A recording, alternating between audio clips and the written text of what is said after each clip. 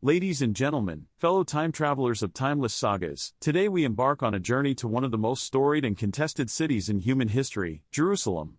Cue dramatic music. This ancient city, whose origins can be traced back over 5,000 years, has been the center stage for the rise and fall of empires, bloody battles, and deeply rooted religious significance. So, buckle up your seatbelts, grab your favorite snacks, and join me as we unravel the vibrant and complex history of Jerusalem.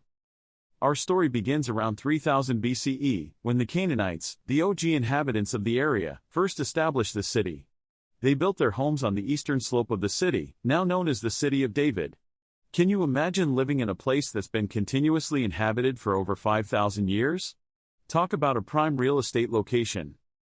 Fast forward to around 1000 BCE, when a legendary figure enters the scene, King David. No, not that David Beckham, but King David of the Israelites. He famously captured Jerusalem from the Jebusites, an ancient Canaanite tribe, and declared it as the capital of the United Kingdom of Israel. King David's son, King Solomon, then built the first temple on the holy site, known as Temple Mount.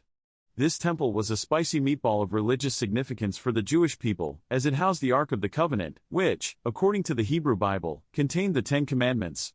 The presence of the temple solidified Jerusalem's status as the spiritual center for Judaism. Now, let's leap forward a few centuries to 586 BCE. The Neo-Babylonian Empire, under the rule of King Nebuchadnezzar II, try saying that 3 times fast, invaded the kingdom of Judah and destroyed Jerusalem, including the first temple. The Ark of the Covenant? Vanished. The Jewish population? Exiled to Babylon. Jerusalem was left in ruins, and things were not looking so great for the city. But, as the saying goes, what goes around comes around. In 539 BCE, the Persian Empire, led by Cyrus the Great, conquered the Babylonians.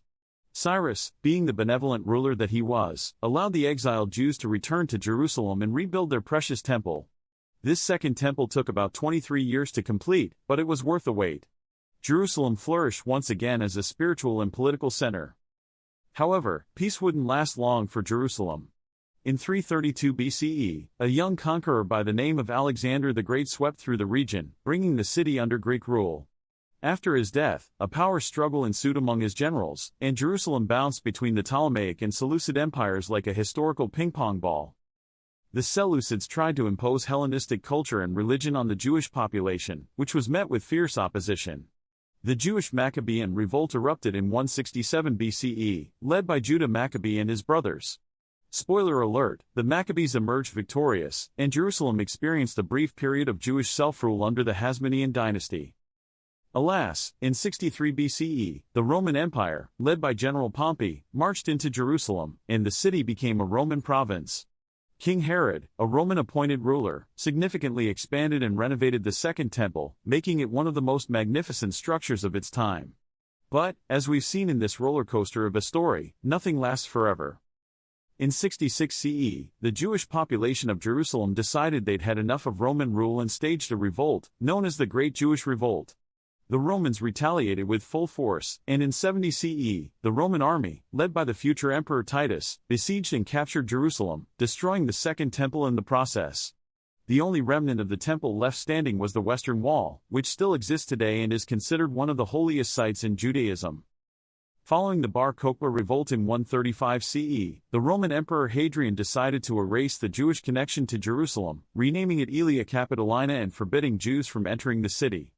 This Roman city was built on the ruins of Jerusalem, complete with a temple dedicated to Jupiter on Temple Mount.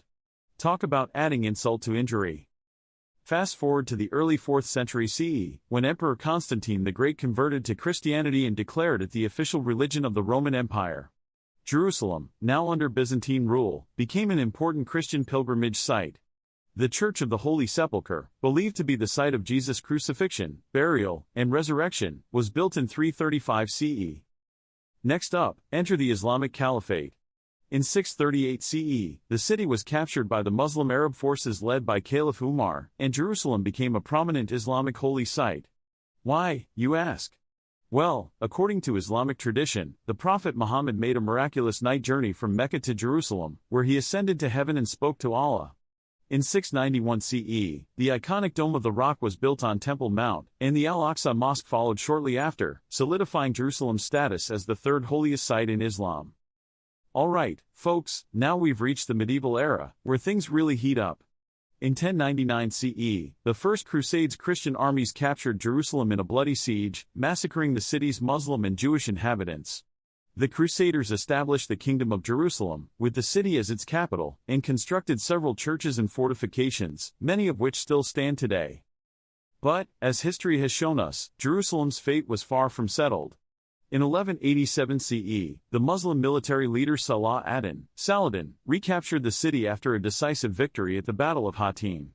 Under his rule, Jerusalem's holy sites were once again accessible to Muslims and Jews, and the city experienced a period of relative calm and prosperity.